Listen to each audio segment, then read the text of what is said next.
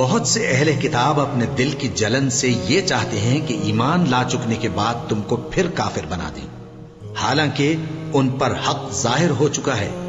تو تم معاف کر دو اور درگزر کرو یہاں تک کہ اللہ اپنا دوسرا حکم بھیجے، بے شک اللہ ہر بات پر قادر ہے۔ اور نماز ادا کرتے رہو اور زکوٰۃ دیتے رہو، اور جو بھلائی اپنے لیے آگے بھیج رکھو گے اس کو اللہ کے ہاں پالو گے۔ کچھ شک نہیں کہ اللہ تمہارے سب کاموں کو دیکھ رہا ہے۔